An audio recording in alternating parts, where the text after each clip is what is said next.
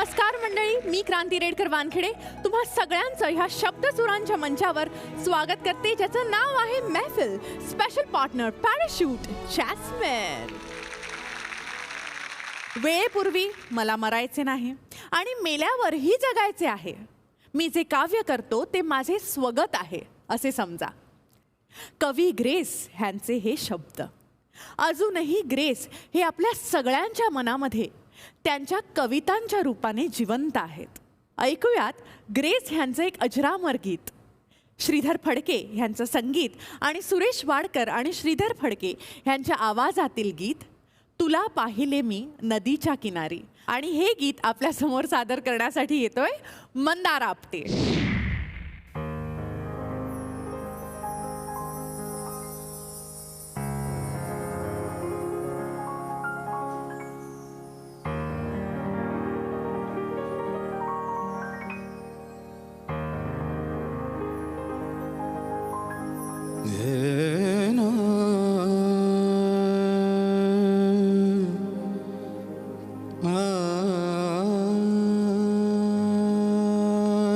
तुला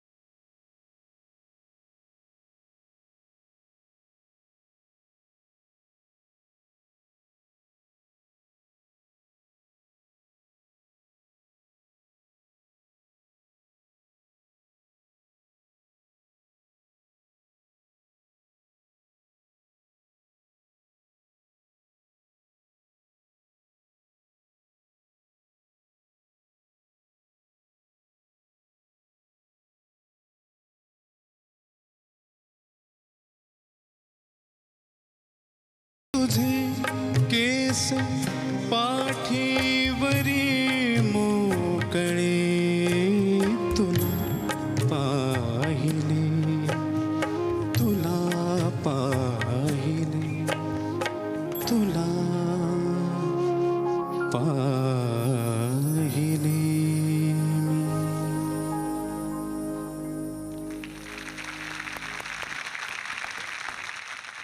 मंदार ग्रेस यांचे शब्द म्हणजे प्रत्येक कविता म्हण, गाणं म्हण, त्यांनी जे काही लिहून ठेवलं आहे ते इतकं मोठं आहे आणि ते कधी-कधी इतकं साधंही वाटतं, तरलही वाटतं आणि कधी-कधी मोठ्या-मोठ्या फिलॉसॉफीज आपल्याला सांगून जातं. प्रत्येकाचा आपला वेगळा अर्थ असतो त्या गाण्यात.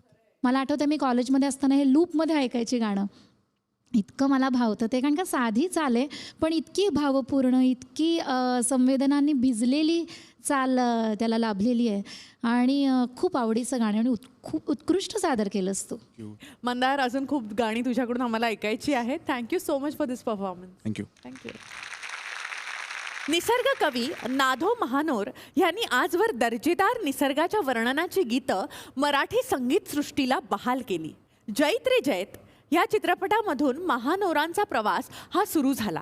19 मार्च 1977 गुढीपाडव्याच्या दिवशी प्रभुकुंज म्हणजेच मंगेशकर कुटुंबियांचे घर येथे महानोरांची ह्या सृष्टीमधली गुढी खऱ्या अर्थाने उभी राहिली. ऐकूयात जैत रे जैत ह्या चित्रपटामधील गीत. पंडित हृदयनाथ मंगेशकर यांचं संगीत आणि आशा भोसले यांच्या आवाजातील गीत नभ उतरू आलं.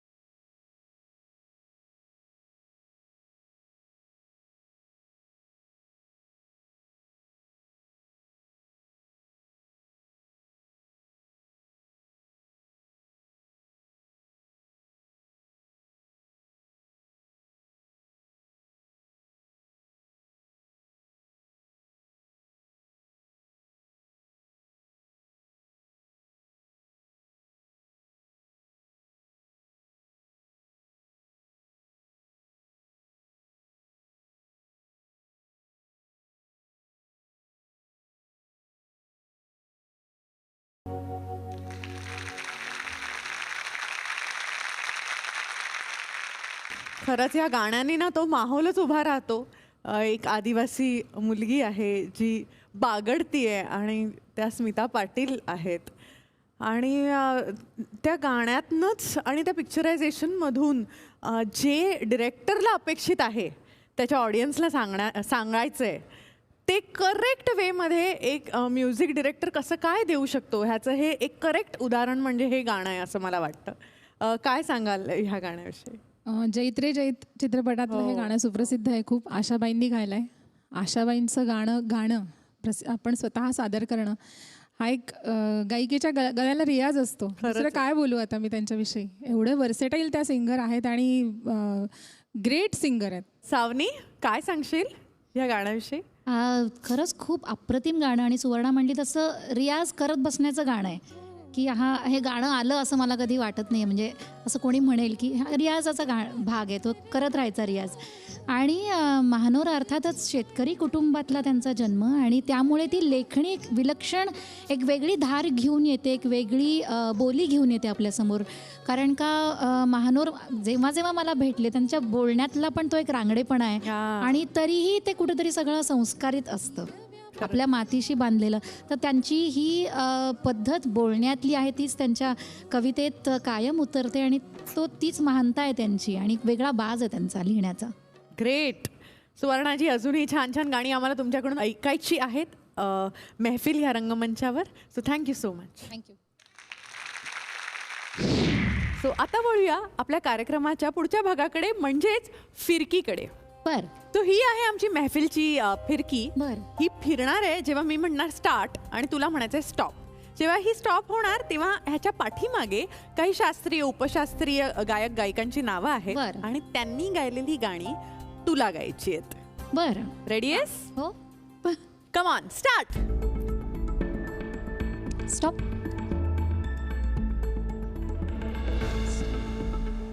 पंडित भीमसेन जोशी. वा वा, आराध्य दैवत. हो. भीमसेनजींचा सगळ्यांना माहिती असणारा अभंग. माझे माहेर पंढरी, माझे माहेर पंढरी, आहे भीवरेच्या तीरी, आहे भीवरेच्या तीरी. माझे माहेर, माझे माहेर, माझे माहेर, माझे माहेर, माझे माहेर, माझे माहेर पंढरी, आहे भीवरेच्या तीरी, आहे भीवरेच्या तीरी.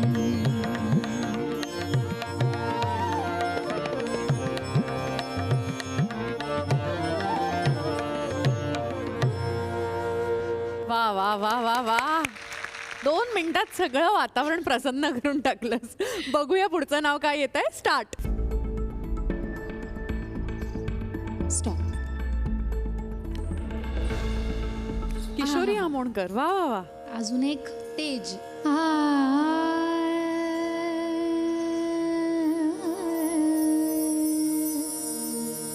बोलावा विठ्ठल, पाहावा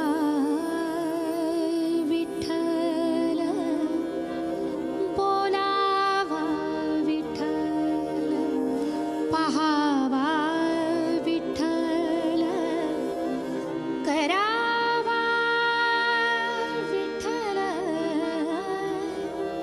जीव भाव, बोलावा विठ्ठल, पाहावा विठ्ठल, बोलावा विठ्ठल, पाहावा विठ्ठल, बोलावा विठ्ठल, पाहावा विठ्ठल, करावा विठ्ठल जीव भाव, करावा विठ्ठल जीव भाव, जीव भाव, जीव भाव, जीव भाव, जीव भाव, जीव भाव.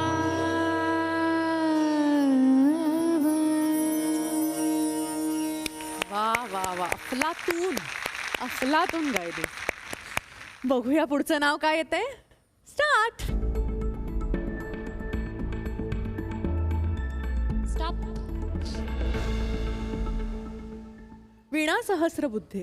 गुरु अर्थात त्यांच्याबद्दल जितकं बोलावं तितकं कमी आहे. खूप वेगवेगळ्या प्रकारे मला त्यांनी घडवलं. तर वीणाताईंचा PhDचा विषय होता तराणा. अच्छा. तराण्यावर त्यांनी PhD केलेलं आहे, त्यामुळे हातखंडा. तर त्यांचाच एक तराणा ऐकवते पुर्या कल्याणमधला.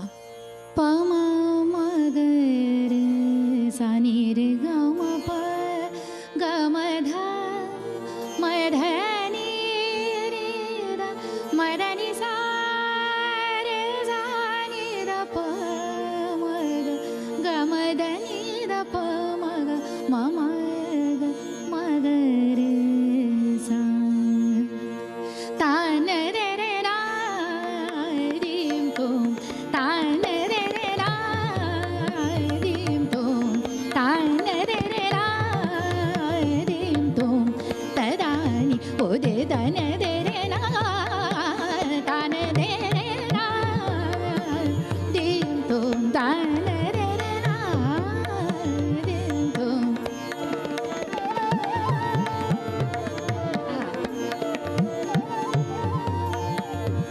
दे रे ना दीम ता दीम दे तान दे रे ना दीम ता दीम दे तान दे रे ना ता दीम ता ता रे ता दीम धाकट तक धुमकट तक देता गिडनक दिन क्रांदा क्रांदा क्रांद तान दे रे ना दीम तुम तान रे. वीणाताईंनी मला क्रांती शिकवलं की आक्रमकता आण तुझ्यात, जी माझ्या स्वभावातच नाही आहे. पण त्यामुळे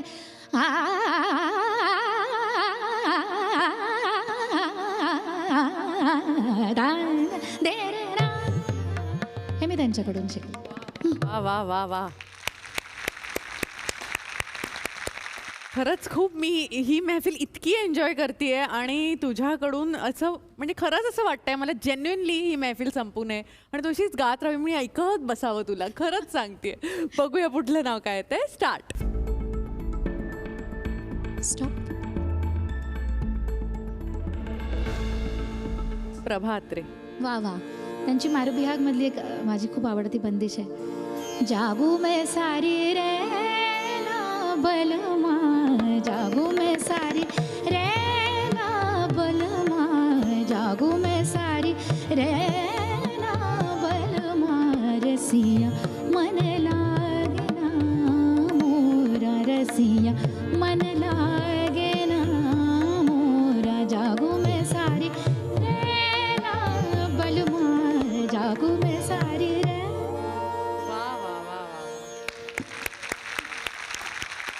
बघूया पुढचं नाव काय येतंय. स्टार्ट. स्टॉप.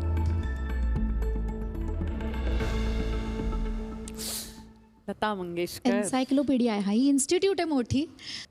खरंय. लग जा गले के फिर हंसी रात हो न हो शायद फिर इस जन्म में मुलाकात हो न हो. लग जा गले के फिर हंसी रात हो न हो शायद फिर इस जन्म में मुलाकात हो न हो. लग जा गले.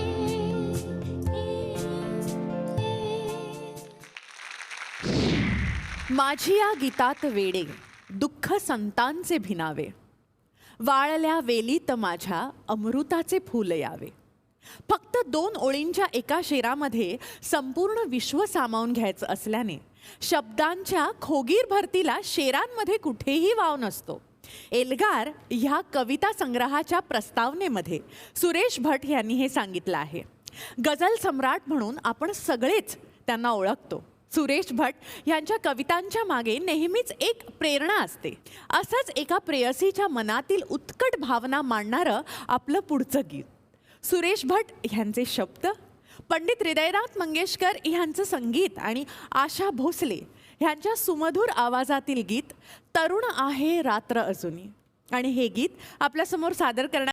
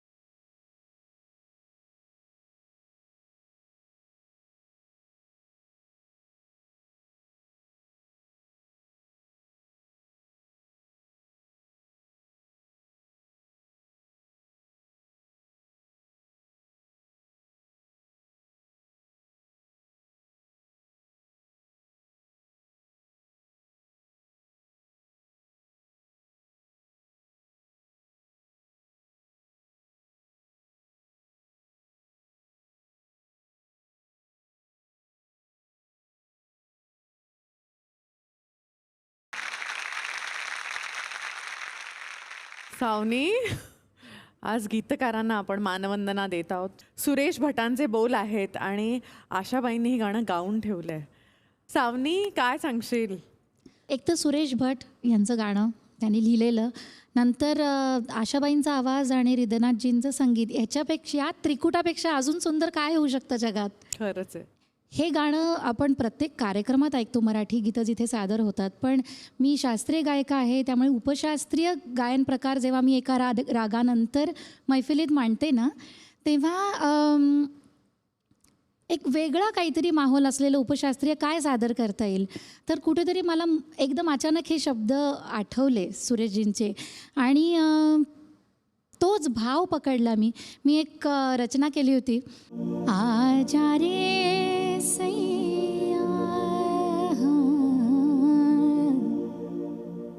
आजा रे सैया, कब से खड़ी मैं,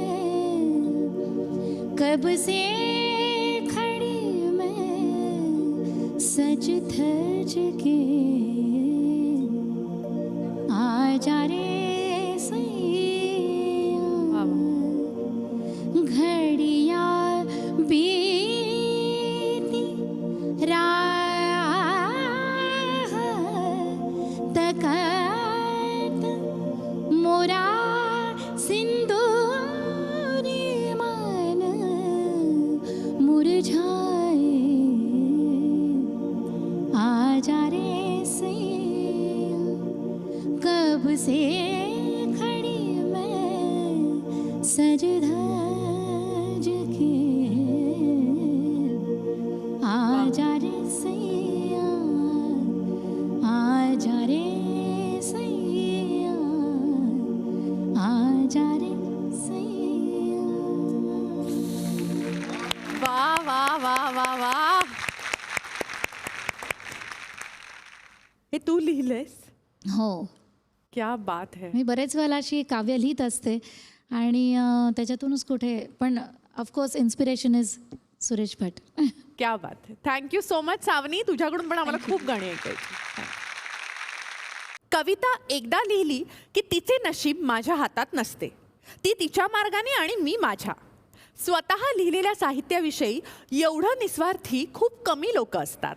सुधीर मोघे हे त्यातले एक कवी. ऐकूयात त्यांचंच एक सुप्रसिद्ध गीत, मन मनास उमगत नाही. आणि हे गीत आपल्यासमोर सादर करण्यासाठी येत आहे अमित दांडेकर.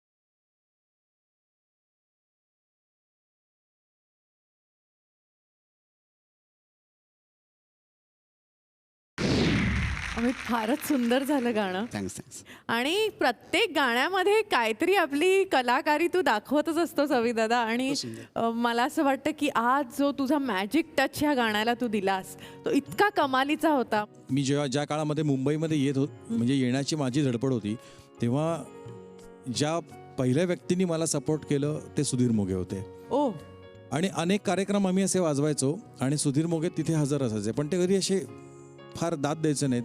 आणि असं काही नवीन वाजवलं ना की ते खूप दाद द्यायचे त्या गोष्टीला. तर मी त्यांना एक आमचा कार्यक्रम असा खूप जबरदस्त झाला, पण त्याचं एक शांतच होते. म्हटलं की सुधीरजी, आवडला नाही का कार्यक्रम? काय ते म्हणले ना, हे यश शिळं आहे, त्यापेक्षा ताजं अपयश घ्यायला शिक. आणि आज कुठेतरी त्यांची आठवण होती आणि म्हणून हा गाण्यात नसलेला पीस मी प्रयत्न केला. हा माझ्याकडनं मी प्रयत्न केला जो काही असेल माझा सोलो वाजवण्याचा. पण मला असं वाटतं काहीतरी नवीन करण्याची त्यांची जी सरणी होती की प्रत्येक कार्यक्रमात काहीतरी नवीन करायचं, मे बी ते चुकेल पण त्यातनंच आपण पुढे जाऊ, ती कुठेतरी गोष्ट आज करायचा पियानोवर प्रयत्न केला. सुधीर मोघेंसारख्या एका निस्वार्थी कलाकाराला आज तुझ्यातर्फे तू या गाण्यातनं मानवंदना दिली. अशीच अजून सुंदर गाणी आम्हाला तुझ्याकडून ऐकायची आहेत. Thank you so much. असेही एकदा व्हावे ह्या सिनेमासाठी तू प्लेबॅक केलेला आहेस आणि त्या तुझ्या गाण्यासाठी तुला राज्य पुरस्कार मिळालेला आहे. हो. तो अनुभव काय होता? ते गाणं तुझ्याकडे कसं आलं आणि अवॉर्ड मिळाल्यानंतरची तुझी प्रतिक्रिया काय होती? ती एक ठुमरी आहे आणि असेही एकदा व्हावे सुश्रुत भागवतनी डिरेक्ट केलेला सिनेमा आहे. आणि त्याच्यामध्ये असं होतं की एक मैफिल चालली आहे क्लासिकलची, ज्याच्यामध्ये हिरो आणि हिरोईन समोर बसून ती मैफिल ऐकतात. त्यामुळे अगेन माझं प्लेग्राऊंड होतं, होमपेज होतं.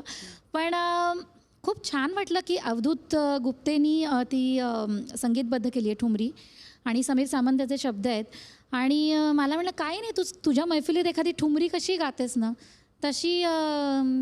तसं हे गायचं आहे. आणि त्या गीताला पुढे जाऊन नुसतं नॉमिनेशन नाही तर राज्य पुरस्कार मिळाला.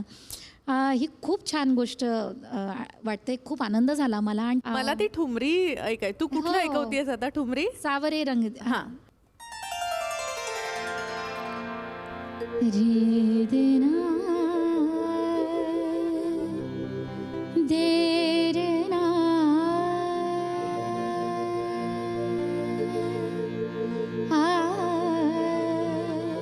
रे देना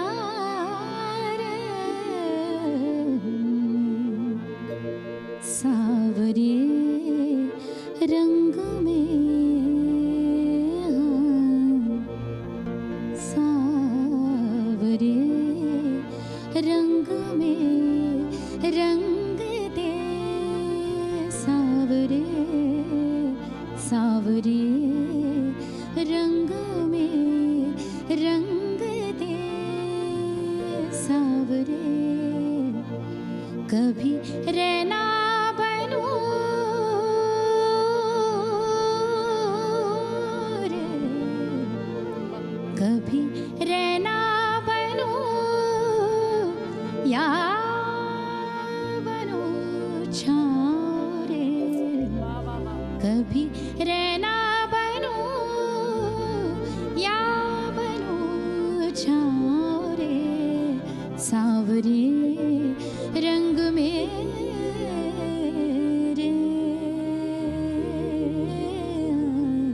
सावरे सावरे सावरे सावरे सावरे सावरे सावरे सावरे सावरे रंग में रंग दे सावरे.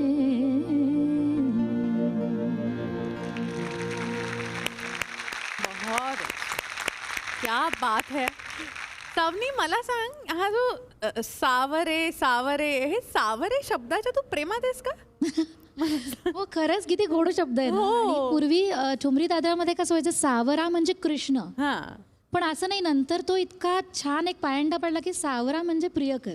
आणि काही लोकांना जी ठुमरी खूप जड जाते ना, त्यांच्याकरता अविनाश मी एक वेगळी रचना केली. मी ऐकू? हो प्लीज.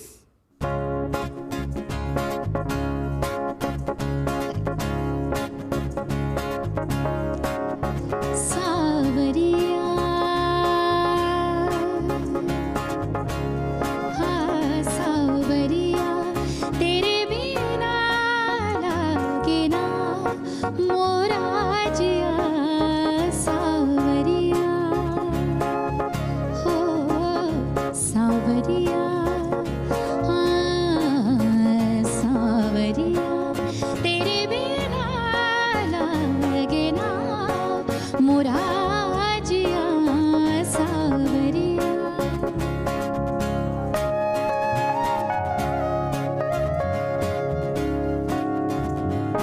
भीनी भीनी खुशबू भीगी भीगी है ये शाम भीनी भीनी खुशबू भीगी भीगी है ये शाम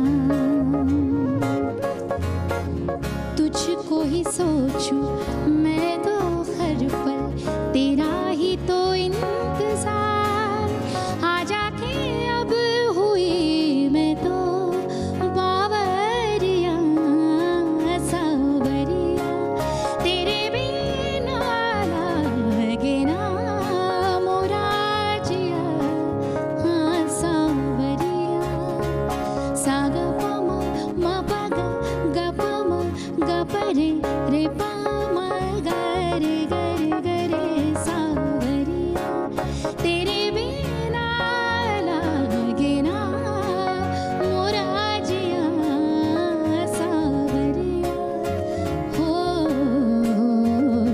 सावरिया हो सावरिया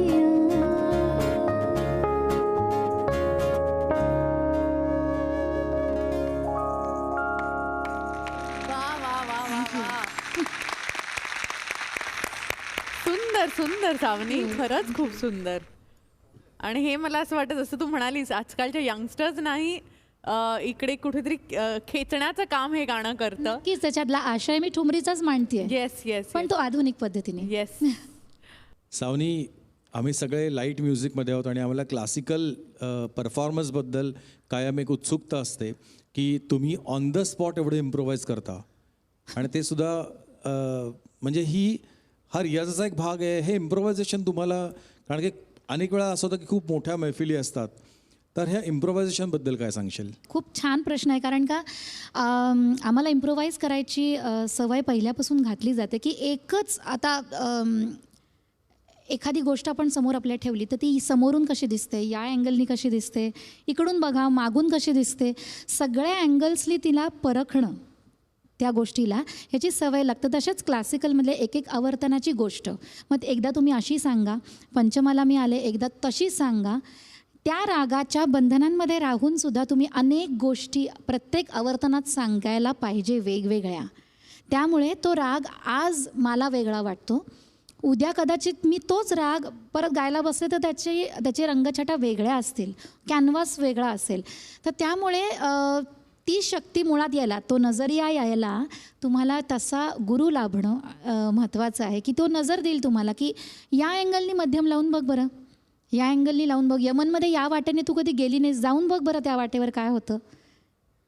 तर हे खूप महत्त्वाचं आहे आणि म्हणूनच आजचा एपिसोड शब्दांचा आहे. त्याला शब्दांचं पण पाठबळ मिळालं ना तर तो राग खरंच खूप वेगळा होतो. इम्प्रोव्हाइज करायला वेगवेगळी जागा मिळते. आजचे सगळे परफॉर्मन्सेस आपण ऐकलेले आहेत, पाहिलेले आहेत.